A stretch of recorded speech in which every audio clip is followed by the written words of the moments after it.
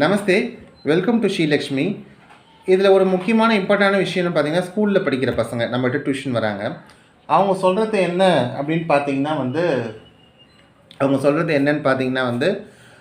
வந்தால் ஸ்கூலில் படிக்கிற டீச்சர் டியூஷன் வாங்கன்னு சொல்லி கட்டாயப்படுத்துகிறாங்க. அப்படின்னு டியூஷன் வாங்க ஏன்னு கேட்டால், இவங்க சார் எவ்வளோ ஃபீஸ் வாங்குறாரு அப்படின்னு கேட்டால், அவரோட நான் 200 கம்மியாக வாங்கி தரேன், உங்களுக்கு சொல்லித்தரேன் வா அப்படின்னு சொல்கிறாங்க. இது பசங்களுக்கு சொல்லித்தர மாதிரி இல்லை. அதாவது பார்த்தீங்கன்னா, பசங்கக்கிட்ட கூட்டுன்னு போகிற மாதிரி தான் இருக்குது. பசங்க இது வரைக்கும் இம்ப்ரூவ் ஆன மாதிரி தெரில.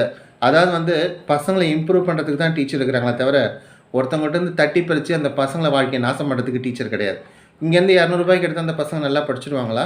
அவங்க போனால் அங்கே இம்ப்ரூவ் ஆகிடுவாங்களா? வெறும் உட்காந்து காப்பி அடிக்க தான் கற்றுக் கொடுத்துட்டு வராங்க. பார்த்திங்கன்னா நிறைய பசங்க காப்பி. என் பசங்களே சொல்லும்போது எனக்கே இருக்குது. இன்னும் கேட்டிங்கன்னா பார்த்தீங்கன்னா, ஒரு ஹோட்டலில் ஒர்க் பண்ணுற மேடம் டிரான்ஸ்லேட்டராக இருக்கிறாங்க.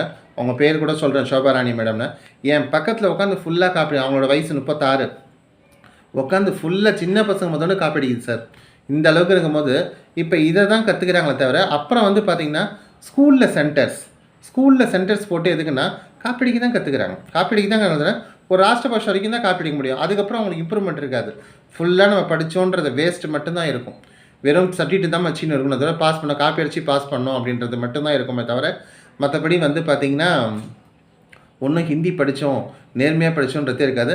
நானும் படித்தேன் ஹிந்தி, நானும் சர்டிஃபிகேட் வச்சுருக்கேன். அதான் இருக்கும். சிந்திச்சு பாருங்கள்.